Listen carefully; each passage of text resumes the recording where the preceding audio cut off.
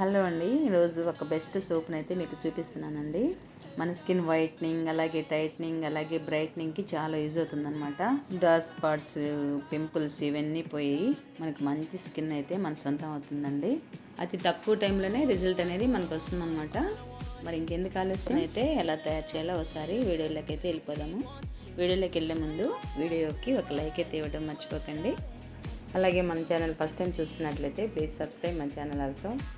చూస్తున్నారా, నేనైతే 4 spoons rice తీసుకున్నానండి.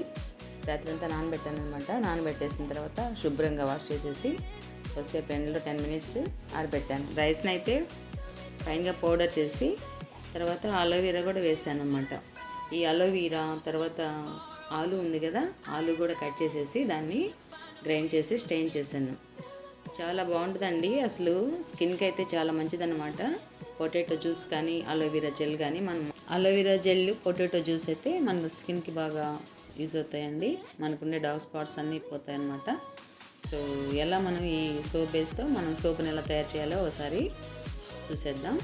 చూస్తున్నారా, ఇలాగ సోప్ బేస్ని అయితే డబుల్ బాయిలింగ్ మెథడ్లో మనం హీట్ చేయాలండి. డైరెక్ట్గా అయితే చేయకూడదు.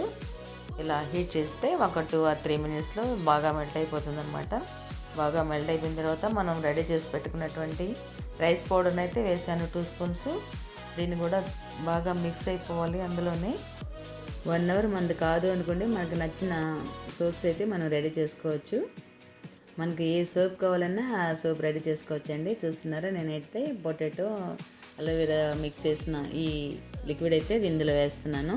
ఇది వేసిన తర్వాత నీట్గా అలా మిక్స్ చేయాలని విటమిన్ ఈ కూడా వేస్తున్నానండి. విటమిన్ ఈ అయితే మనకు స్కిన్కి చాలా బెనిఫిట్స్ ఉంటాయన్నమాట. సో అందుకని విటమిన్ 1 కానీ 2 క్యాప్సూల్స్ అయితే వేసుకోవచ్చు.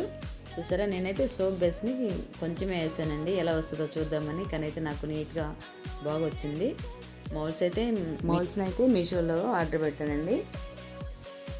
సోప్ బేస్ అయితే తక్కువ వేసాను కాబట్టి నాకు 3 సోప్స్కే వచ్చింది. చూస్తున్నారా, 3 సోప్స్ అయ్యాయి అన్నమాట. సోప్స్ ఎక్కువ కావాలనుకుంటే మనం క్వాంటిటీని పెంచుకుంటూ ఉంటే మన సోప్స్ కూడా చాలా అవుతాయి అన్నమాట. చూస్తున్నారా, సోప్స్ అయితే చాలా బాగా వచ్చాయండి నాకు. రూమ్ టెంపరేచర్ అయితే 1 అవర్ పడుతుంది. అలాగే ఫ్రీజర్లో పెడితే మాత్రం నాకు 20 మినిట్స్లో అయితే సోప్స్ రెడీ అయిపోయాయి. చూస్తున్నారా, చాలా బాగా వచ్చాయండి. ట్రై చేయండి మీరు కూడా. అలాగే వీడియో నచ్చినట్లయితే లైక్ అయితే ఇవ్వడం మర్చిపోకండి. అలాగే ఫస్ట్ టైం మన ఛానల్ చూసినట్లయితే please subscribe my channel and support to me.